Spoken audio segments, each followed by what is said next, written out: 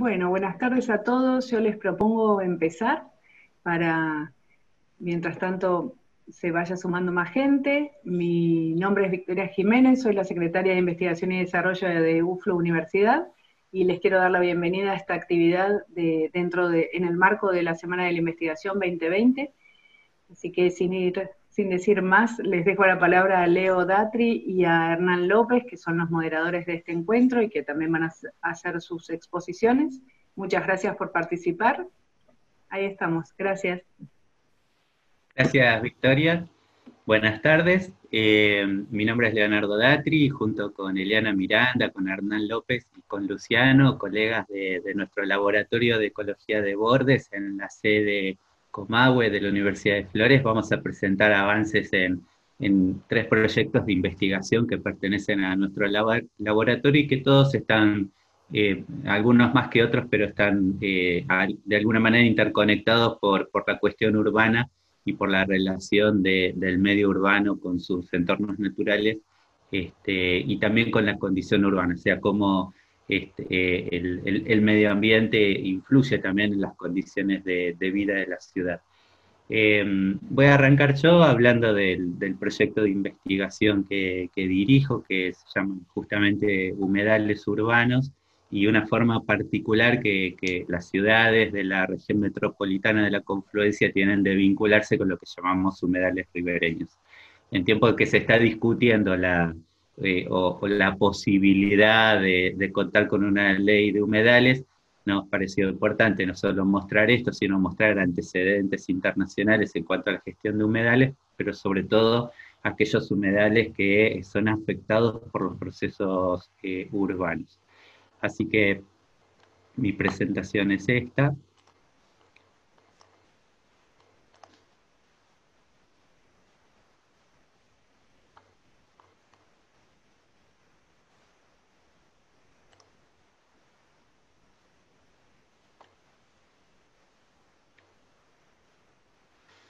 Bueno, una de las características de los humedales urbanos de nuestra región, en el norte de la Patagonia, tiene que ver con que en una región árida como es 2/3 de la superficie de la Patagonia, los procesos urbanos y muchas actividades económicas se relacionan a los cuerpos de agua. Y los valles fluviales, como el Alto Valle, ¿no?, formado por los ríos Limay, Neuquén y Negro, tienen la particularidad de estar siendo afectados por un proceso de urbanización muy importante, que ya viene de algunas décadas, pero que se ha intensificado en los últimos años por el ya conocido yacimiento de hidrocarburos shale de Vaca Muerta, ¿no?, que atrae, como en otras oportunidades en nuestra región, una gran cantidad de población migrante, especialmente del interior del país. Y como toda ciudad de región árida, no solo crece a orilla de los ríos, sino, como en nuestro caso, estamos creciendo sobre la planicie inundable de los ríos. En tiempos en que nos preocupa la situación de los humedales, en tiempos en que estamos discutiendo algunos problemas de humedales importantes de nuestro país, como el delta del Paraná, afectado en estos días por quemas que no son de ahora, que son históricas, pero hoy se están convirtiendo en los principales problemas ecológicos de ese tipo de ecosistemas, en un contexto en donde la Convención Ramsar estableció una definición de humedales muy amplia, excesivamente amplia, no es muy operativa, pero por lo menos en la década del 70 se instaló con la Convención Ramsar en la agenda de los gobiernos de todo el mundo, qué hacer con los humedales. En nuestros tiempos empieza a tomar mucho más relevancia, en parte por esta condición de usos de los humedales, especialmente por las ciudades. Y entonces nos interesó hacer un análisis de antecedentes, ver cómo estamos nosotros en relación a ese concepto de humedal de Ramsar y cuál es la definición más operativa de humedal ribereño, porque no es cualquier humedal los que tenemos acá, sino que son humedales que dependen fuertemente de la dinámica hidrológica de los ríos, y la de humedal urbano, o sea, la de humedales como este que está acá, que uno ve una foto de un paisaje muy, muy natural, pero en realidad muy pocos metros ya se encuentra en la matriz densa de la ciudad. Entonces, nos veíamos en la necesidad de definir primero qué entendemos por humedal, humedal ribereño, humedal urbano, y a partir de ahí saber dónde y cómo estamos parados frente a este tipo de ecosistemas. Recorriendo antecedentes, en la literatura científica, lo más prolífico pareciera ser que viene de China. Este, voy a mencionar muy brevemente un trabajo que leí de Wuhan, que por estos días se volvió famoso por ser tal vez el epicentro de la pandemia del coronavirus, y decirles que es una ciudad con 3 millones de habitantes, con un entorno de humedales muy importante, una tradición de gestión de humedales, como se ve en la foto, y sin querer sembrar el pánico, empezar sembrando el pánico, decir que la primera muestra de coronavirus en el ambiente se encontró en un humedal, en las alcantarillas que dan a los humedales del famoso mercado de Wuhan. Las primeras muestras del virus se encontraron en esas alcantarillas, como para tener una idea, no, sin sembrar alarma, pero de qué importante es el manejo de humedales, ¿no? Porque en este caso, bueno, coronavirus, pero hay muchos vectores zoonóticos de enfermedades relacionados a los humedales. Para trabajar algo más cercano a nuestra realidad, o por ahí más en el norte del país, el dengue, ¿sí? Transmitido a partir de mosquitos, son también los humedales un factor muy importante de cómo se pueda llegar a desenvolver esa enfermedad.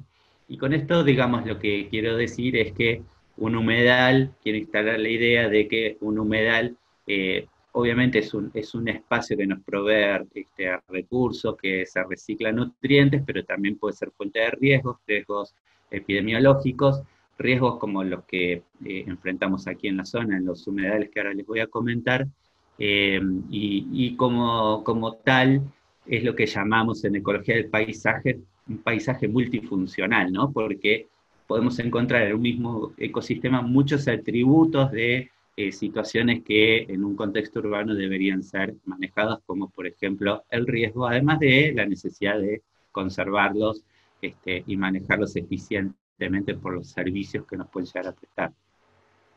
El otro caso interesante que encontré es el de la ciudad de Weiyang. No sé si mi mandarín es el mejor, pero es una ciudad china que tiene pensado en los próximos años incorporar 150.000 nuevos habitantes.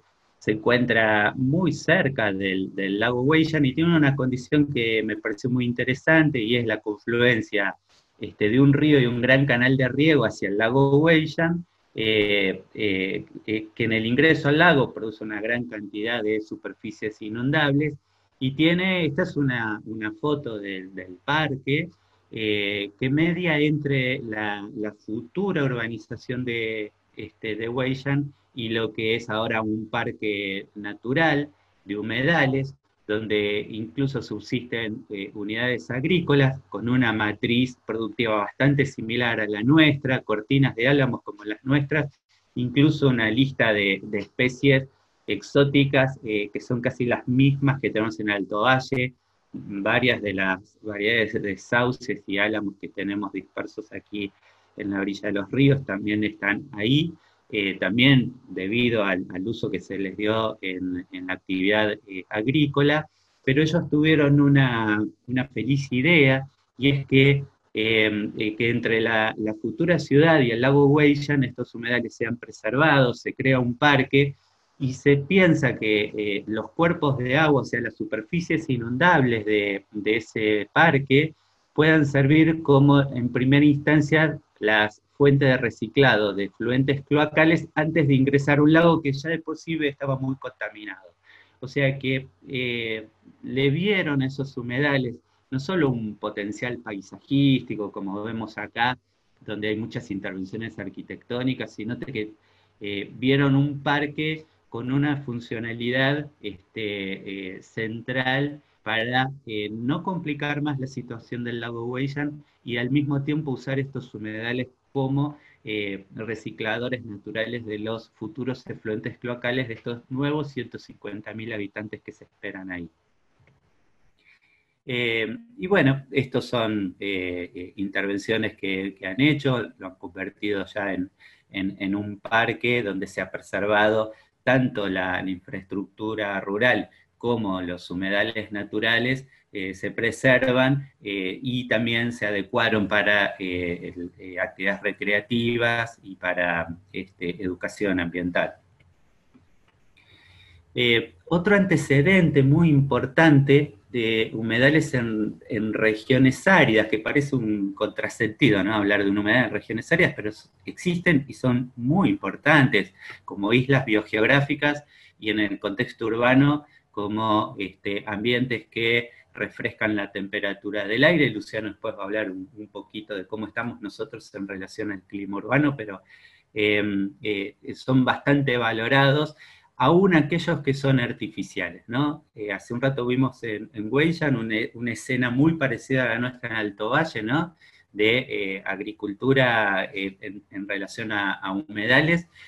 Para nosotros el agua en la región árida y los ríos caudalosos son lo que han permitido el desarrollo del oasis de regadío, pero hay otras situaciones mucho más simples, pero no menos relevantes para la gestión de humedales urbanos. Es lo que encontramos en un trabajo en la ciudad de Phoenix, en Estados Unidos, que son humedales accidentales.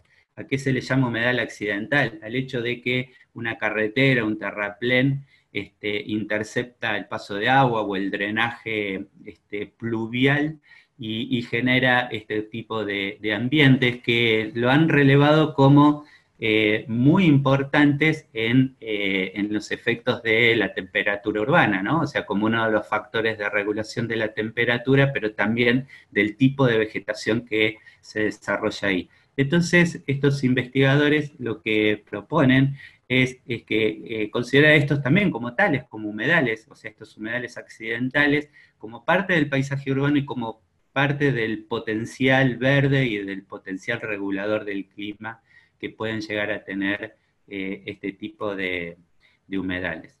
Y por último, un caso acá de una ciudad vecina en Concepción, en Chile, un paisaje completamente distinto al nuestro, o sea, mucho más húmedo, a orillas del Océano Pacífico, pero en el estuario del río Biobío, donde en realidad acá lo que quiero resaltar es otra cosa, y no es tanto un atributo de los humedales, que en realidad nosotros no tenemos mucho que sacar de ahí como estrategia de manejo, pero sí como manejo de la información. ¿Qué quiere decir?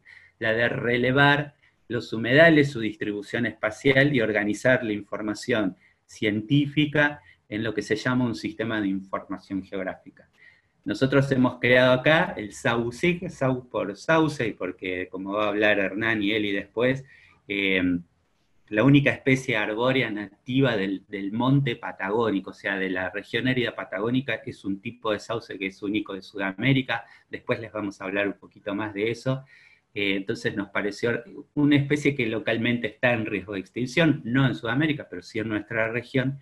Entonces nos pareció importante denominar el sistema de información geográfica como una base de datos espaciales donde podemos reunir distintas capas de información, tanto de uso del suelo como de atributos de los humedales, que nos permitan tener todo junto en uno o en varios mapas y poder facilitar la toma de decisiones, el establecimiento de planes o usos del suelo particulares, o por ejemplo, prevenir situaciones de riesgo, mitigar el riesgo. Así que bueno, estamos embarcados en poder desarrollar un sistema de información geográfica de humedales urbanos que permita a la comunidad local saber qué hacer y dónde obtener información para saber qué hacer. Entonces, una de las cosas que vimos muy importantes para definir qué entendemos por un humedal urbano no es solo quedarnos con la idea de que hay un contexto urbano o que están en torno a la ciudad, sino que el río nosotros lo vemos digamos, habitualmente, los que salimos a pasear a la costa del río y vemos lo que se llama el lecho del río, lo asociamos normalmente a un caudal que está por debajo de la media. En el caso del río Limay, por ejemplo, la media es de unos 600 metros cúbicos de agua por segundo. Por estos días trae casi 900 metros y hace muy poquito llegó a tener 1.290 metros cúbicos de agua por segundo. Y eso no es común. Esas inundaciones tienen una recurrencia de 2,5 años, más o menos. Ese año por medio, cada 3 años, tenemos una inundación como la que tuvimos este año. Pero no es digamos, de las más importantes. El río Limay ha tenido en los últimos 20 años 3 picos de crecidas en torno a los 1.700 metros cúbicos de agua por segundo.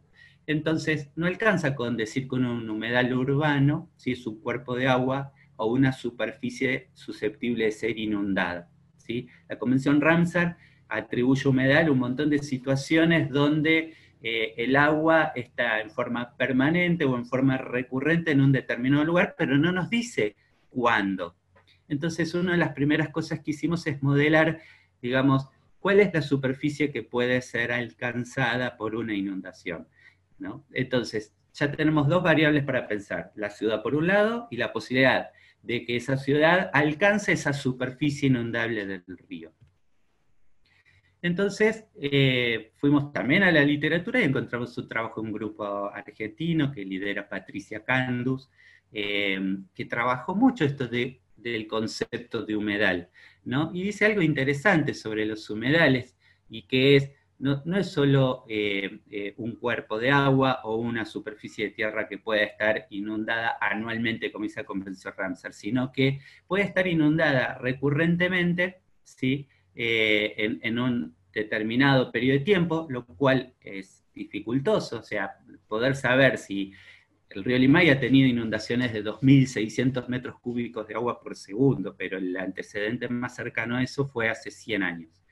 Entonces la pregunta es si esa superficie es humedal, en realidad en nuestra región árida no, y lo que Candus dice es algo que a nosotros nos interesa, es que dice, depende de la vegetación que tenga. Lo que dice es un poquito más sofisticado, pero para simplificar lo que yo quiero decir es que hay una vegetación adaptada a esa interfase que se puede inundar recurrentemente. Entonces, en función de la vegetación, nosotros también podemos delimitar esos humedales. Entonces, lo que nosotros decimos en nuestra definición de humedal ribereño urbano es que tenemos la ciudad, sabemos cuál es una inundación máxima que puede tener una recurrencia importante, ¿sí? Y ahora sabemos que si hay determinado tipo de vegetación, podemos conocer esos límites del humedal ribereño. Entonces, este año fue interesante ir a ver cómo funcionaban los humedales, y este pantano, por ejemplo, acá ya el río bajó un poquito, pero quedan marcas de lo que es una crecida de 1.290 metros cúbicos de agua por segundo, y lo que se ve una obra de relleno de humedal típico de nuestras zonas urbanas que avanzan sobre humedales, que es rellenarlos, ¿no? Y podemos ver que la cota de ese relleno, en este caso por un espacio recreativo, coincide con la de 1.290 metros cúbicos de agua por segundo, o sea, la inundación que tuvimos este año, pero además ese valor es el máximo permitido para las represas para erogar con fines de generación hidroeléctrica, ¿no? Por eso es una de las inundaciones más recurrentes, o sea, las que se produce cada 2 o 3 años. Entonces, a nosotros se nos ocurría que no era suficiente, entonces buscamos más información, o sea que 1.290 metros cúbicos de agua por segundo no es necesariamente lo que define nuestro humedal, porque con fines no hidroeléctricos podría haber más agua, entonces salimos a buscar ese rastro en información espacial. ¿Qué quiere decir? Información que puede ser cargada del sistema de información geográfico. Entonces nos encontramos con una imagen Landsat y con un registro también histórico de la Subsecretaría de Recursos Hídricos de la Nación, ¿sí?, donde en 2001, en 2002 y en 2006 tuvimos eventos de crecida superiores a 1.290 metros cúbicos de agua por segundo, y el hecho de poder tener una buena imagen satelital nos permitió vectorizar esa inundación y superponer, ¿sí?, a las zonas urbanas actuales como se muestra acá, ¿no? Y poder reconocer lo que podría ser el límite de un humedal que, de acuerdo al registro histórico de inundación del río Limay desde el año 1959 hasta el presente, podría llegar a tener una recurrencia de 15 años. Para que tengan una idea, ¿sí? Acá pueden ver cuántos humedales se activan, ¿sí? Si tenemos inundaciones de 1290 en una zona urbana que se llama Colonia Valentina Sur, en la ciudad de Neuquén. Y lo que tenemos es en celeste cómo se activan zonas, superficies de tierra, cómo se inundan con 1290 y activa unos 47 humedales, y cómo algunos de esos se mantienen activos aún con un lecho de, con un caudal de 400 metros cúbicos de agua por segundo, o sea, bastante bajo, por debajo de la media. Pero fíjense cómo quedan en relación a los 1700. Y lo que a nosotros nos resulta interesante es que dentro de esa línea de crecida de 1740 metros cúbicos por segundo, encontramos un montón de especies que son distintas especies, la mayoría exóticas, pero de especies que se llaman riparias, o sea, sauces y álamos, por ejemplo, que tienen estructuras adaptativas que le permiten a la raíz y a la estructura de la planta en general sobrevivir a largos periodos de inundación. ¿Esto qué quiere decir? Que dentro de esa línea de 1740 metros cúbicos de agua por segundo encontramos mayormente lo que se llama el bosque ripario. Esto que Patricia Candus dice, esa vegetación con esa fisonomía típica de lo que es el ambiente ripario, o sea, superficies que se pueden inundar, en este caso, cada 15 años aproximadamente. Entonces, eso es lo que nosotros definimos como nuestros humedales urbanos, que hoy están siendo bastante amenazados por la urbanización, como les mostré en la foto anterior, rellenándolos con espacios recreativos o inclusive con viviendas, con zonas residenciales. Sobre el río Neuquén tenemos una situación un poquito más complicada. Si bien el grueso del valle del río Neuquén está del otro lado del río para los neuquinos, lo que sería la provincia de Río Negro, todavía con una superficie de ocupación agrícola bastante importante, la superficie de la planicie de inundación que tenemos del lado de Neuquén va junto a la barda. ¿Qué quiere decir? Lo que sería el talud del valle. Lo que se puede ver ahí es la barda, ¿no?, que desciende directo a la planicie de inundación y muy cerquita de ahí al río. Y esa planicie de inundación, si ustedes pueden ver en el modelo digital de elevaciones, lo que hay es una zona urbanizada, vivienda residencial, barrios cerrados, hay nuevos proyectos de urbanización en esa zona, y esa zona tiene un problema que es ¿no? Que las bardas drenan a través de, esto es una porción que son 11 microcuencas, que drenan el agua que precipita sobre las bardas y parte de la meseta, hacia esa planicie de inundación y hacia el río Neuquén. El río Neuquén, de acuerdo a las estimaciones de la autoridad de Cuenca, sí puede tener, en general es un río que tiene un caudal mucho más bajo que el Limay, y en promedio anda en los 150 metros cúbicos de agua por segundo, ¿sí? Pero aún con las represas hay crecidas en torno a los 900 metros cúbicos de agua por segundo, incluso más. En el año 2006 superó los 1000 metros, que hacen que esa pequeña planicie de inundación que se ve en tono azul ahí sea completamente inundada. Hoy está protegida por un terraplén que tiene casi 3 metros de altura, o sea que cuando este río lleva encima de 300 metros, el nivel de agua está por encima de las cabezas de las personas que caminan por las calles de ese barrio, y tiene un agravante, y es que el agua que drena de las 11 microcuencas hacia esa planicie, que es lo que se ve en tono de blanco y celeste, lo hemos modelado para una precipitación de diseño que podría ser de 100 milímetros en un día, que es muy por debajo de lo que fue la precipitación del temporal de 2016 y la de 2014, ¿sí? Produce una inundación de esa planicie donde drenan, que ocupa lo que va a ser una zona que hoy está en el proceso de urbanización y parte de la zona ya urbanizada, que fue la zona efectivamente inundada durante el temporal. Con un agravante es que si se da el hecho sincrónico de que crece el río y llueve, tendríamos un potencial, o sea, un riesgo muy grave, pero muy grave, ¿sí? De que una aluvión y una inundación se combinen en una zona que hay autorizaciones de urbanización recientes que van a hacer de esa zona una parte densamente poblada de la ciudad, a muy pocos metros del centro. Una característica de este lugar, el polígono rojo que ven ahí es un área natural protegida. Y lo que ven en amarillo son zonas disturbadas porque se ha cambiado el uso de conservación que tiene el lugar para fines como caminos de servicio, rutas, un motocross y hasta incluso urbanizaciones. Así que tenemos otra condición acá de un humedal accidental, llamémosle, que es el que puede producir la lluvia, la descarga del drenaje de las cuencas sobre la planicie inundable del río Neuquén, que podrían ser potencialmente peligrosos para sus habitantes y que harían de esa área protegida un lugar interesante para intervenir y mitigar ese riesgo. Así que esas son las condiciones de nuestros humedales. Tal vez no tengamos dengue, pero sí tengamos problemas de inundación urbana bastante serios si no media una intervención en estas situaciones.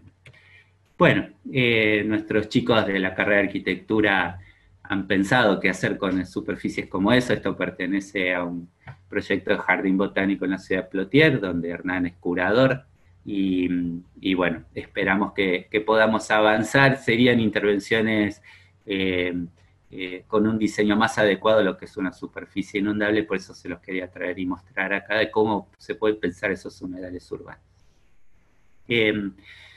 Bueno, si hay una pregunta, al final vamos a hacer todas las preguntas, pero si hay una pregunta muy específica, se puede hacer ahora, y si no le doy la palabra a Luciano.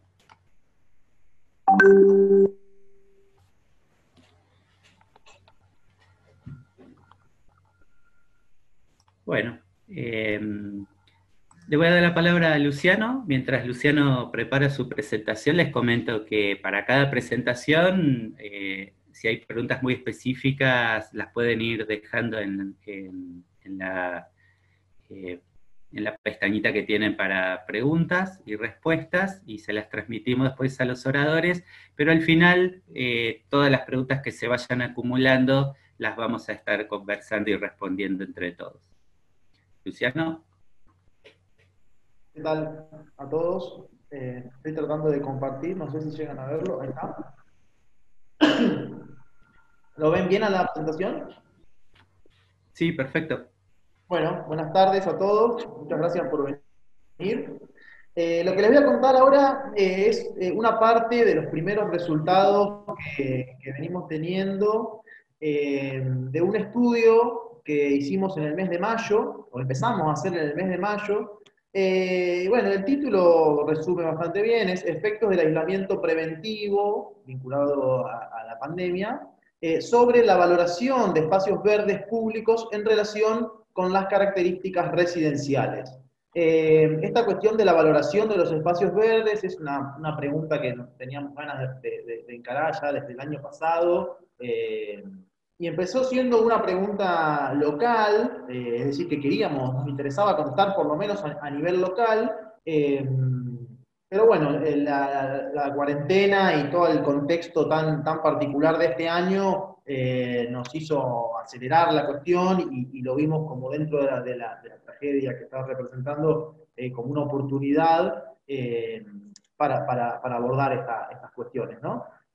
Y sobre todo esto, vincular si este contexto que estamos viviendo va a alterar o no, o está alterando la valoración que la gente hace de los espacios verdes públicos, y también vamos a ver algo de espacios verdes privados, ¿no? ¿Qué relación tiene tanto esta valoración como el posible cambio que pueda llegar a ocurrir con la manera o las condiciones de vida de las personas? Entonces, bueno, la forma de encarar el estudio, decidimos hacer una encuesta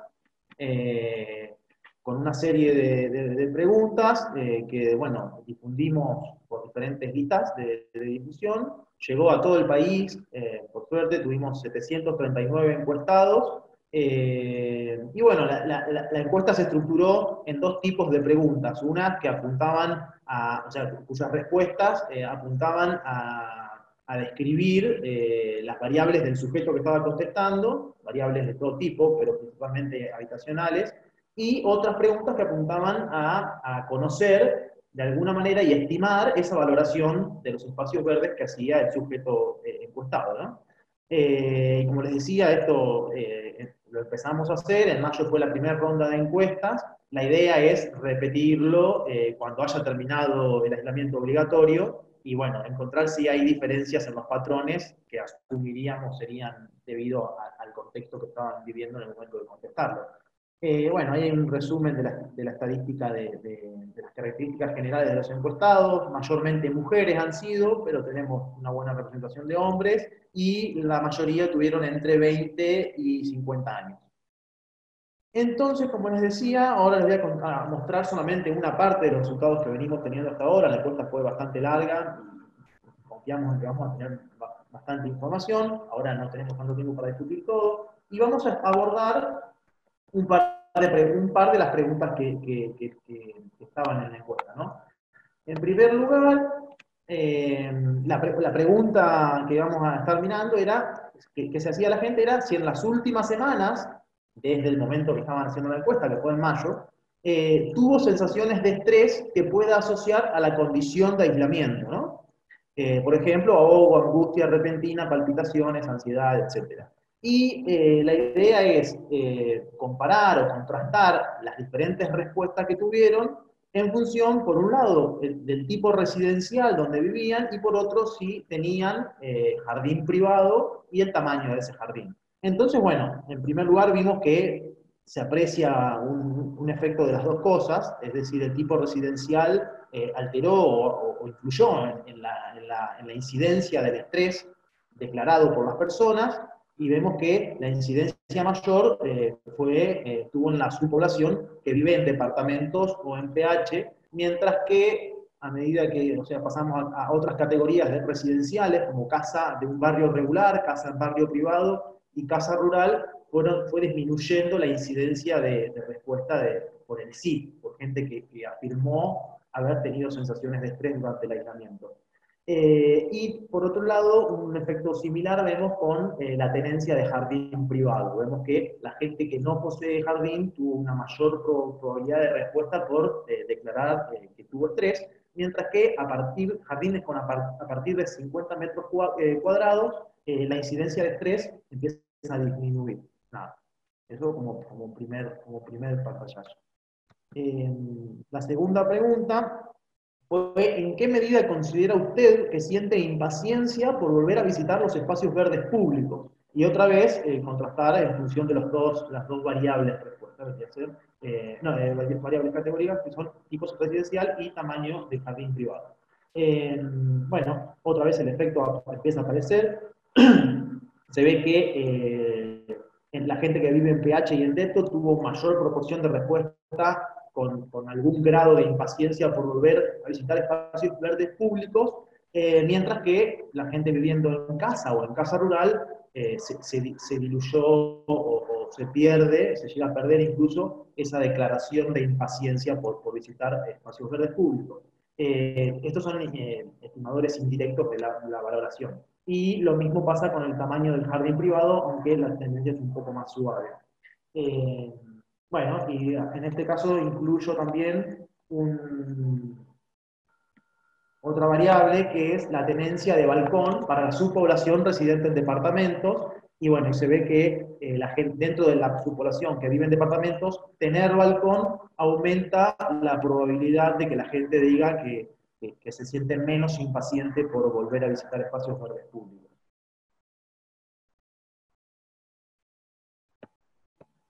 Acá hay acá cruzamos dos preguntas para verlo, y las dos preguntas son la relación entre ambas.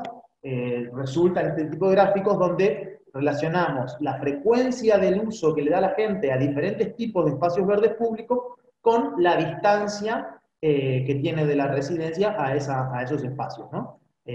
Previo a, tanto la frecuencia de uso dado previo al aislamiento obligatorio preventivo. Bueno, para resumirlo, encontramos cuatro, o sea, nosotros calificamos cuatro tipos de espacios verdes públicos: bulevar, plaza, parque y área natural o rural. Y bueno, lo que se ve es que la frecuencia del uso de los diferentes espacios no es equivalente, el bulevar es menos preferido, y lo más preferido es áreas naturales o rurales. Eso se ve en la mayor proporción de barras de color verde o verde claro, en áreas naturales, mientras que el bulevar es mayormente rojo o rosado, que quiere decir que no visitan nunca ese espacio o lo visitan alguna vez, como medidas de frecuencia.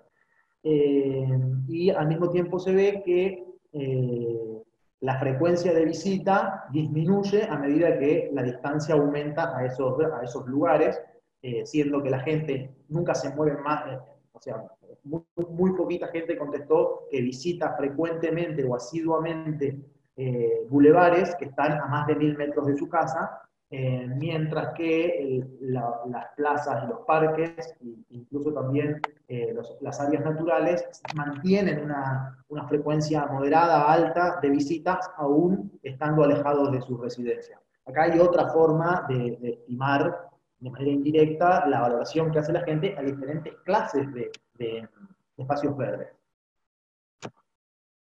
Acá esta es otra pregunta que era, se proponía a los encuestados establecer un ranking, se les daba 10 opciones de actividades que hacen frecuentemente, y se les pedía que ordenaran desde aquella que renunciarían primero a la última que elegirían renunciar si tuviesen que hacerlo en un contexto hipotético, ¿no? Y lo que se ve es que lo último que deciden renunciar es las reuniones con seres queridos, y sigue la visita a plazas y parques. Y lo primero que la gente elige renunciar es a visitas a casinos, shopping, y bueno, el museo ya empieza a promediar la elección de ubicación en el ranking. Acá otra vez es otra forma que nosotros estamos usando para estimar la valoración. Vemos que sorprendentemente la valoración que se hace a plazas y parques es bastante alta, ¿no?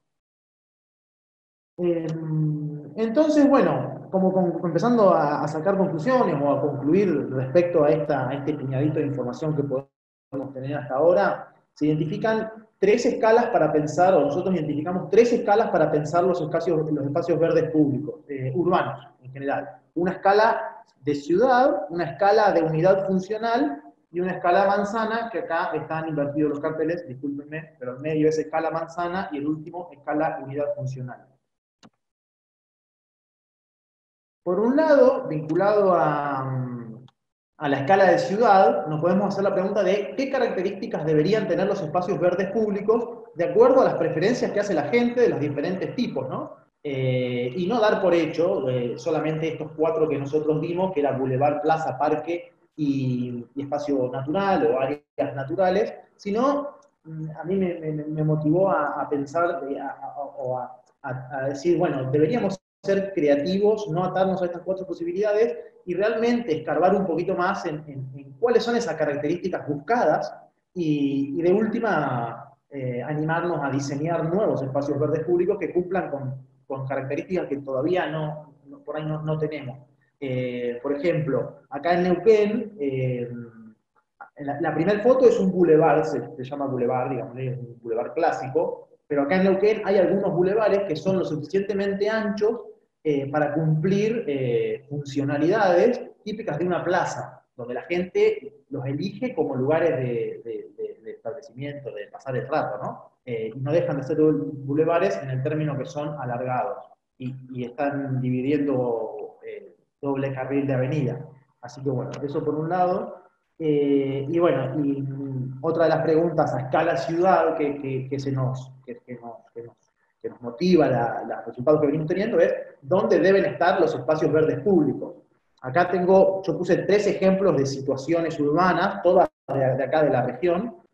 Por un lado tenemos en la primera foto un lugar, no sé si se llega a apreciar, pero los ayudo a interpretar la imagen. Es un lugar, un barrio, donde hay mucha provisión de espacios verdes públicos, muchas plazas, incluso hay un bulevar de esto que les digo, que me gusta llamarle espacios verdes longitudinales, pero son como plazas largas. Es decir, hay una importante provisión de espacios verdes públicos en un barrio donde prácticamente la totalidad de las residencias tienen a su vez jardines privados. Entonces, bueno, eso es una situación quizá desde el diseño, si uno pudiese diseñar la ciudad, no sería algo buscado, ¿no? Por lo menos los resultados nos indican que la gente que posee jardín privado no se sintió ansiosa por visitar los espacios verdes públicos en este contexto, lo que es una estimación indirecta de la valoración que se le da. En cambio, la imagen del medio vemos el caso opuesto. Es un barrio sin plazas, casi no hay provisión de servicios de espacios verdes públicos, y al mismo tiempo son barrios donde los jardines privados, espacios verdes privados también son escasos. Nada, otra vez, volviendo a una situación hipotética de diseño urbano, bueno, quizás si hubiese que elegir dónde invertir recursos para hacer servicios en espacios verdes públicos, quizás la imagen del medio sería la mejor opción. Y en el último lugar, bueno, es una situación, podría determinarse como ideal, eso es un lugar céntrico, con alta densidad poblacional, hay muchos edificios, vive mucha gente por metro cuadrado, y a su vez hay una provisión importante de servicios de espacios verdes públicos, donde predomina gente que vive en departamentos, digamos. Y la segunda escala que les proponía era una escala de manzana, y bueno, otra vez está tres situaciones contrastantes. Un lugar, el primer ejemplo, donde los espacios verdes privados son abundantes en el centro, en el corazón de Manzana, una situación extrema en la foto del medio, donde es una manzana totalmente compacta, totalmente construida, no existe el espacio verde de ningún tipo. Es un ejemplo en Capital Federal, por ejemplo, en Barrio Balvanera. Y por último, un diseño que hay algunos edificios en Buenos Aires que son así, es bastante icónico del diseño de Barcelona, donde son manzanas, construcciones de manzana entera, donde incorporan espacios verdes semipúblicos en el corazón de manzana que pueden utilizar los vecinos de la manzana, ¿no? Del edificio ese grande que ocupa la manzana. Es una situación intermedia, pero posible. Y bueno, y por último están los famosos diseños de monobloc, donde hay provisión de espacios, otra vez, son espacios semipúblicos, y en la inmediatez absoluta del lugar residencial de las personas. Y la última escala para pensar, o para pensar, sí, los espacios verdes urbanos, es la escala de unidad funcional, donde hay diseños como este ejemplo de Adamo Faiden en Buenos Aires, que incorpora desde el diseño residencial espacios verdes de apropiación privada, aún en lugares de alta densidad demográfica. Y bueno, hasta aquí llegamos por ahora, esperamos en diciembre tener un panorama más completo.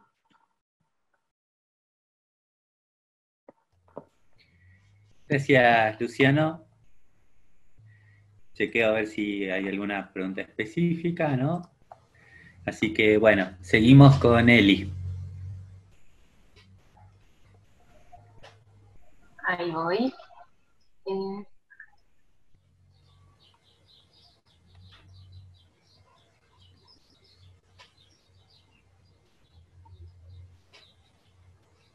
Ahí se ve. Está cargando. Listo, ahí está.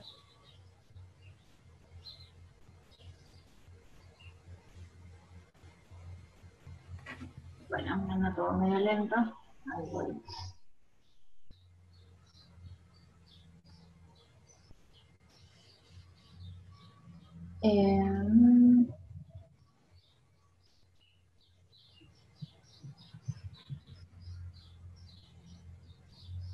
Bueno, yo les voy a hablar sobre un proyecto de extensión que estamos trabajando, ya empezó hace 2018, pero yo me incorporé el año pasado, así que les voy a mostrar algunas experiencias.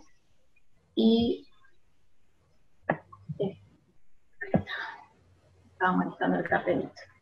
Bueno, en este proyecto estamos con Hernán, con Leo, bueno, Luciano también estuvo con Mayra, otra de las chicas. Y les voy a hablar sobre la restauración del Salix humboldtiana, digamos, del sauce criollo a lo largo de los ríos Limay y Neuquén. Como bien contó Leo, esta es una de las especies de sauce nativa, digamos, de Argentina, de América del Sur, y en nuestra región está quedando prácticamente sin sauces nativos. Y es una especie que, como las otras especies de sauces, prefiere sitios húmedos, se encuentra en los márgenes de los ríos y arroyos, y tiene una buena capacidad para enraizar y sistemas de raíces extensos. Tolera inundaciones y sedimentación.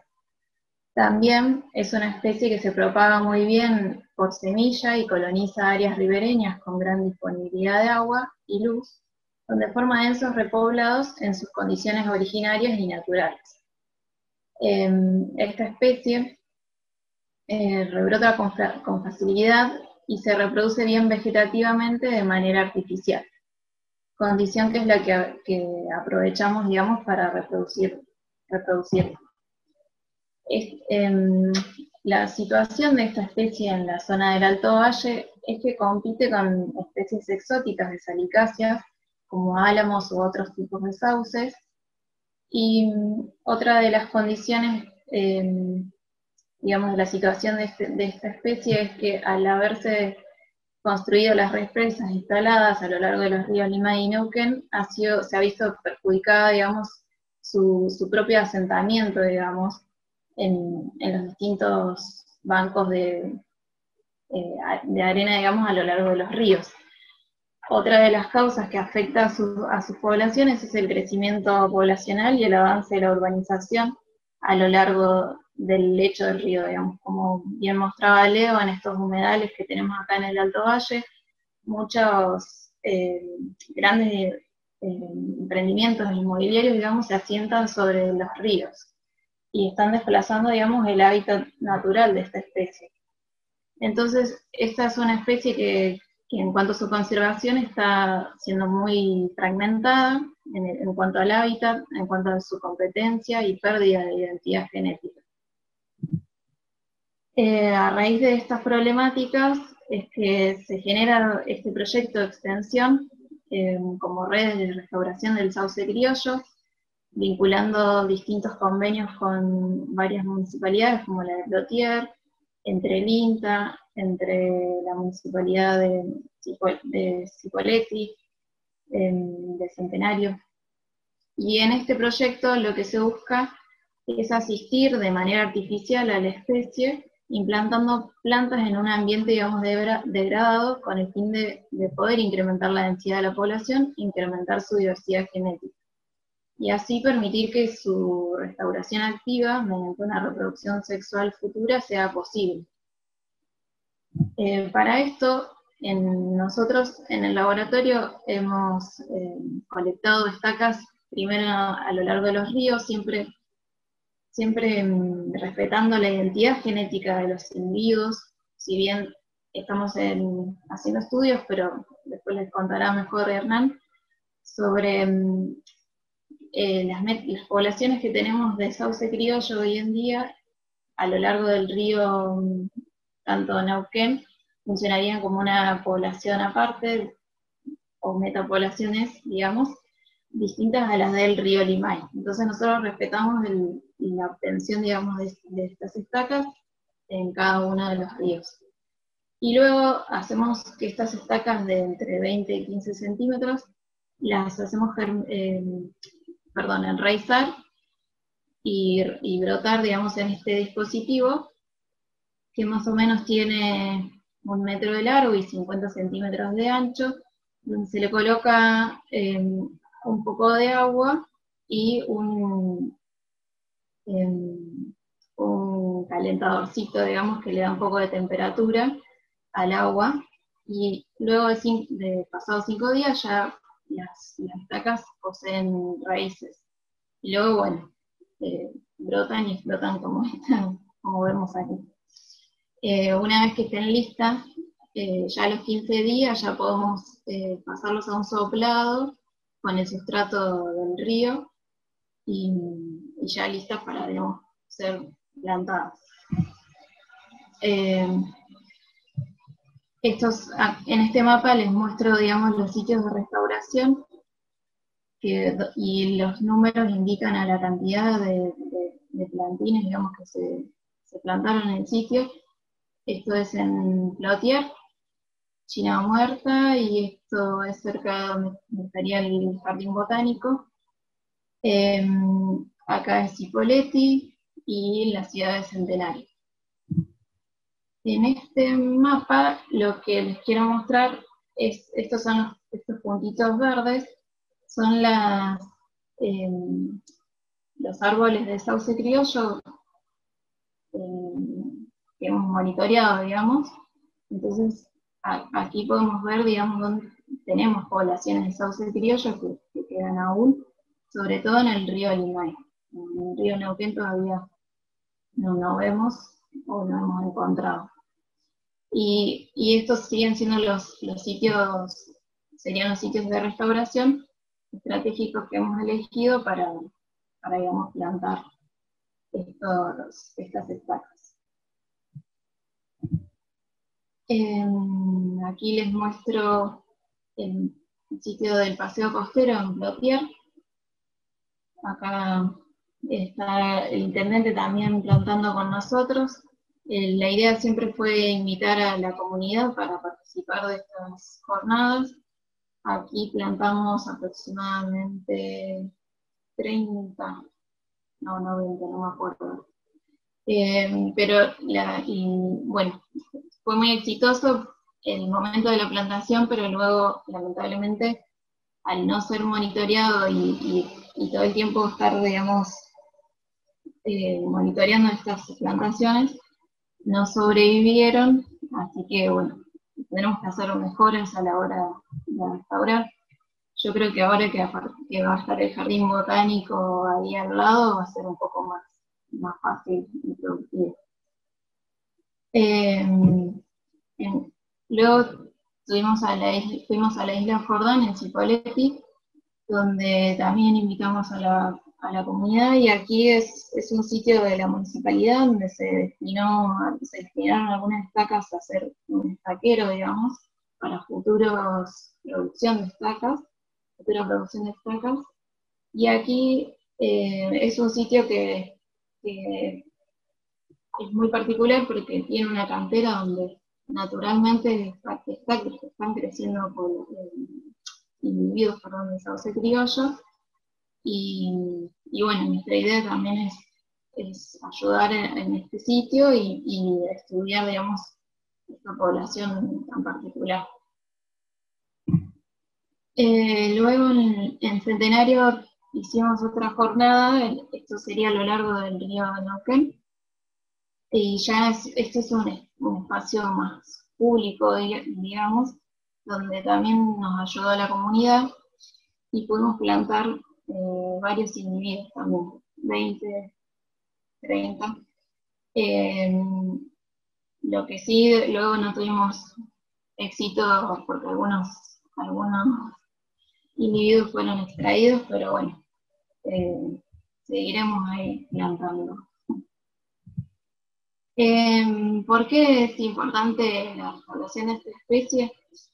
Estas actividades lo que ayudan es a incrementar la variabilidad genética de la población, digamos, para que haya una restauración activa luego naturalmente, a partir de su reproducción sexual, ya que, como les comenté, nosotros lo que hacemos es reproducción asexual, digamos, y favorece el aumento de la biodiversidad de flora y fauna de esta restauración, en especial del suelo y del flujo de agua.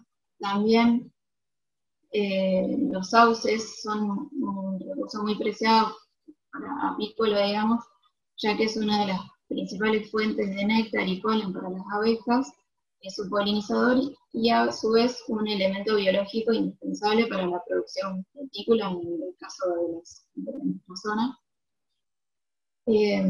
Presenta también cualidades ornamentales y biológicas relevantes para poder ser utilizado en el arbolado urbano.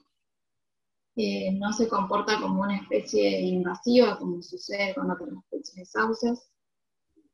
Y estos son, bueno, muchos de los beneficios que nos brinda el sauce criollo y que la búsqueda nuestra hoy en día, digamos, de restaurar sus poblaciones tan degradadas. Bueno, muchas gracias. Disculpe si me traigo un montón. Pero bueno, la idea es seguir con esta iniciativa de restauración y generar, digamos, mayores saqueros para poder continuar cuando pase toda esta pandemia. Bueno, muchas gracias, Eli. Bueno, Gracias. va a cerrar esta presentación Hernán y abrimos el espacio de preguntas que ya pueden ir dejando para si entre todos vamos respondiendo. Adelante, Hernán. Bueno,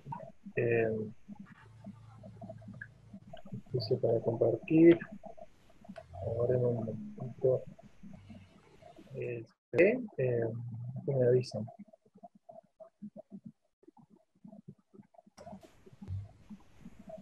Ahí está, Hernán. Bueno, proyectos de investigación, ¿no es cierto?, que es en el cual dirijo, que es estructura de metapoblaciones, de cual la exposición de Eliana es parte de una extensión de este proyecto. Lo que buscamos, como decía bien Eliana, críticas del sauce criollo, ¿no es cierto?, y la estructura de metapoblaciones, y también la forma de estudiar características reproductivas a los fines de la restauración de la especie, como bien dijo Eliana, digamos. La idea es investigar las características de la especie para que puedan ser utilizadas al momento de la restauración. Y una de las cuestiones que veíamos necesaria es el reconocimiento de la especie nativa del resto de las especies y ver las posibles interferencias en cuanto a competencia interespecífica. De modo que una de las tareas que hicimos en el principio, ya llevamos, bueno, el primer año de desarrollo, ¿no es cierto?, y con este contexto de pandemia, lo que hicimos es el reconocimiento de la especie de sauces. Hoy, por ejemplo, es el Día de la Botánica y un poco esta presentación es en relación a esto, ¿no es cierto? Entonces vamos a hablar un poco de la familia de las salicáceas, como bien dijo Leonardo y Eliana, de los cuales tradicionalmente estaba compuesta por Salix y Populus, los conocidos sauces y álamos, y recientemente se le agregaron otros géneros muy afines que incrementan el número de especies y de géneros de la familia.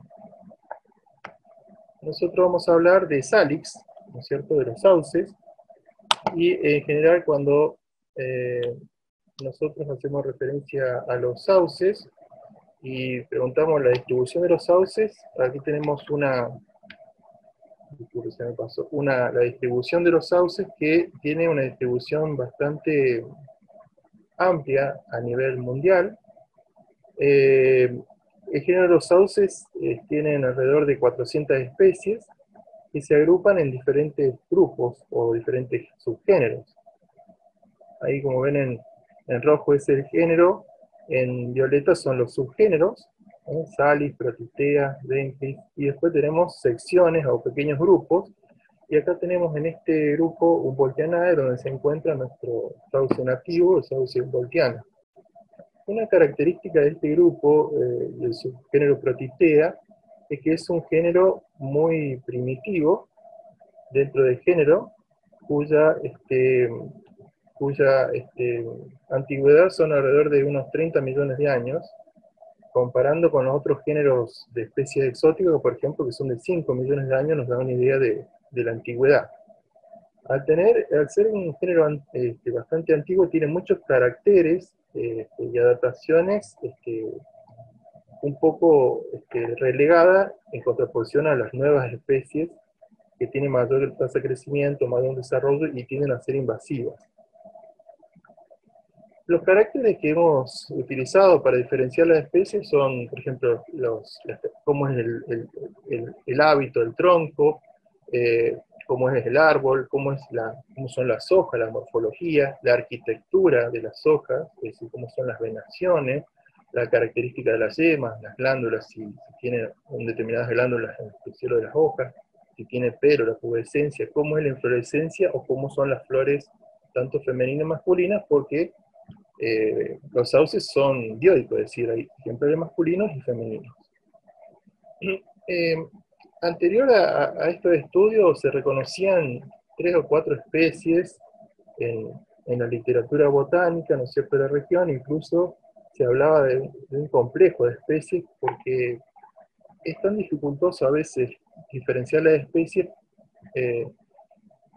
porque poseen caracteres intermedios, muchos son híbridos, y como resultado de esta revisión que hemos realizado, reconocemos estas especies. Por ejemplo, sauce volquiana, variedad volquiana, que sería nuestro sauce criollo, Salis babilónica, que sería el sauce llorón.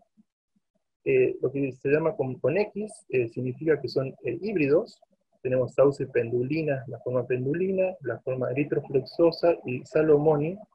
Son diferentes formas de sauces que están relacionadas con Salis babilónica.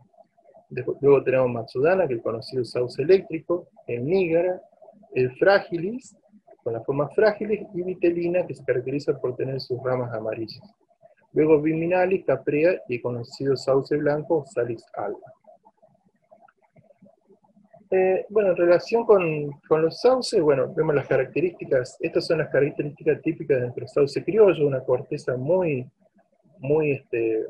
profunda, muy notable. Acá vemos las flores masculinas en amarillo, las flores femeninas en verde, y las cápsulas con los frutos.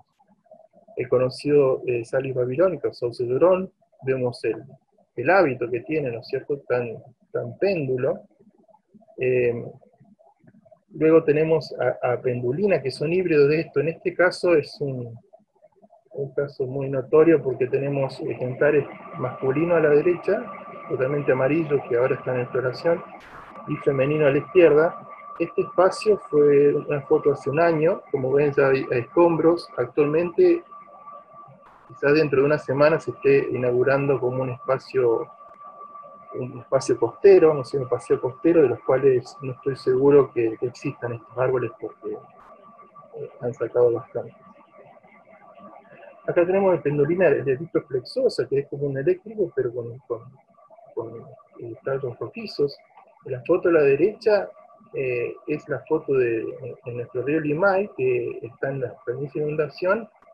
Crecen espontáneamente o en forma adventicia estos sauces exóticos, ¿no es cierto?, que tienden a ser invasivos y ocupan el lugar de nuestro sauce nativo, impidiendo su reproducción natural. Luego tenemos esta especie, es como un sauce llorón, pero amarillo, porque es un híbrido con sauce fragilis forma vitelina, que es amarillo. El Matsudana, que es el típico eléctrico. Luego tenemos el nigra. Fue una sorpresa encontrar este árbol, porque es pariente de nuestro sauce nativo, y posiblemente, al ser filogenéticamente más relacionado, hay posibilidad de hibridaciones más concretas, que los exóticos son de otro grupo, ¿no es cierto? Una de las características de Salis nigra es la presencia de estípulas persistentes y muy, muy notables, que son estas como hojitas de la izquierda, ¿no es cierto? Luego tenemos el Salis fragilis, forma fragilis, es muy invasivo en todos los ríos patagónicos, porque se reproduce asexualmente. Recibe ese nombre de fragilis porque el viento rompe sus ramas, es una adaptación reproductiva. Casi todos los ejemplares son femeninos, como el de la flor de la derecha. Incluso su nombre su nombre en inglés, en vulgar es crack willow, que hace referencia al ruido que hacen sus ramas cuando se cortan. Hay estudios donde se le colocan diferentes especies y en determinado tensión se rompen las ramas en un corte muy perfecto. Una característica de estos sauces es que son tetraploides, tienen muchos cromosomas y muchas hormonas, de los cuales permite que fácilmente puedan enraizar. Esta es la frágil, la forma vitelina, y acá tenemos los dos tipos de sexos, masculinos y femeninos, y se llama vitelina porque las ramas son de color amarillo, del vitelo, por eso es muy característico verlo en invierno, se lo nota a la distancia, porque son totalmente amarillos. Luego hemos encontrado algunos ejemplos de Viminalis, que se utiliza para hacer mimbres, y Salis caprea, que si bien no lo vimos en la región, hay registros que están en la zona andina, en las cercanías de Bariloche. Y conocido Salis alba, de los cuales es un parental de muchos híbridos, y se caracteriza porque las hojas son discoloras, es decir, la parte inferior es blanquecina y la parte superior es verde, y el tronco tiene esas tonalidades amarillas que se ven en muchos híbridos con esta especie. Una característica de los sauces es que tienen numerosos niveles de cromosomas. En el caso de nuestros sauces son diploides, que tienen 38, y en el caso de los exóticos son tetraploides, que tienen 74. Incluso hay hasta hexaploides, que tienen muchísimo. Al tener más cromosomas, permite que haya mayor tasa de crecimiento, por eso son muy invasivos en nuestra zona y nuestros ríos están cubiertos con estos sauces. Con respecto a los sexos, puede haber, con respecto a lo que se llama el balance de los sexos, tenemos dos estrategias. Uno que pueden tener ambos, es decir, hay especies que tienen igual cantidad de individuos masculinos y femeninos, como el caso de nuestro sauce criollo, o puede haber un sexo predominante, como son la mayoría de los exóticos, con excepción de algunos. Una cosa interesante que hemos visto es la fenología. Parece haber una relación entre la fenología y la identidad genética, digamos. Justo ahora están empezando a florecer, así que estamos intentando hacer algunos estudios, pero están empezando a florecer todos los primeros sauces, por ejemplo, babilónica, pendulina, son todos sauces que están relacionados entre sí porque son híbridos con babilónica. Posteriormente, más adelante, como en octubre, ¿no es cierto?, empiezan alba, y también humboldtiana. Y una cosa interesante que hemos visto es que humboldtiana en nuestra especie tiene un patrón de floración solapado con frágilis y vitelina, y son, digamos, pudimos restringir esa parte temporal, ¿no es cierto?, reproductiva, con la finalidad de eventualmente hacer estudios reproductivos de cruzamiento. Estos estudios, si logramos hacerlos, sería muy bueno porque no hay antecedentes en ello, y es una de las hipótesis nuestras, ver cómo los sauces exóticos podrían estar influyendo en humboldtiana. Pensamos que no pueden hacer, digamos, no sería posible el cruzamiento, pero tenemos que probarlo, entre humboldtiana y frágilis, y vitelina y humboldtiana. Pensamos que sería difícil porque tienen diferente número cromosómico. Pero en el caso de que lo podamos comprobar, que existe cruzamiento, sería una evidencia del efecto de los sauces exóticos sobre la identidad genética del sauce criollo. Sería muy bueno lograr en esta temporada, estamos haciendo lo posible, saliendo mientras podemos para poder concretar esto, porque ya nos queda un poco tiempo de proyecto, ¿no es cierto? Y otra cosa muy interesante es que, como yo les dije, por un lado, los sauces son dioicos, hay ejemplares masculinos y femeninos, pero hemos visto casos de pseudodioesia, es decir, individuos que son de este tipo. En una inflorescencia pueden haber flores femeninas en la base y flores masculinas. Normalmente la inflorescencia es de un tipo, o masculina o femenina. Y bueno, hemos encontrado individuos de sauces exóticos que tienen esa característica. Acá el que hemos encontrado, como ven, como decía Leo, es una especie freatófita, ¿no es cierto? Esta es una parte de esta, justamente son de estas lagunas que mostraba en el mapa de las inundaciones que quedan activas, ¿no es cierto? Este es un sauce que estaba en el borde, que posiblemente sea un híbrido, de los cuales se muestra la parte femenina, la parte basal, la masculina, y ya ha sido monitoreado durante casi 3 años y constantemente en una época determinada muestra las mismas patrones. Bueno, para terminar nuestros sauces, que de tanto verlo, ir a buscarlo y sufrir porque nos cortan los árboles que tenemos que mostrar, le hemos agarrado mucho cariño.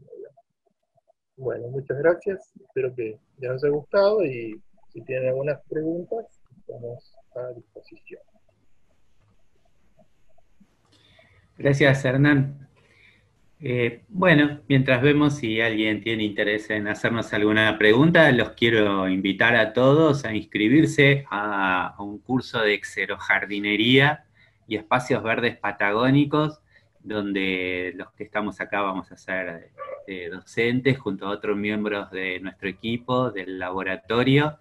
Es un curso que va a tener 146 horas, se va a acreditar en 4 módulos, donde si ustedes desean pueden tomar cada módulo en forma individual. Se va a ver temas como biología de plantas, que va a estar a cargo de Hernán, diseño de xerojardines de espacios verdes, que va a estar a cargo de Mayra, de Eli, que está acá, arbolado urbano con Luciano y con Hernán, y algunos temas de ecología que me voy a encargar yo. Así que los invitamos. En la página de la Universidad de Flores pueden encontrar toda la información, o en la página de nuestro laboratorio, el Laboratorio de Ecología de Bordes también. Así que, bueno, no han ingresado preguntas, parece que fuimos muy claros en todo lo que dijimos y entregamos en tiempo y forma. Nos quedan 7 minutitos, pero estamos listos. Victoria. Bueno, muchísimas gracias a todos, gracias a los asistentes, gracias a todos ustedes por el tiempo para dedicarnos a estas exposiciones. Quedamos atentos a cualquier pregunta que pueden hacernos por mail, así que, dicho esto, les agradecemos y los despedimos. Bueno, muchas gracias, Victoria, por la invitación también. Gracias. Chau, chau. Chao, chao.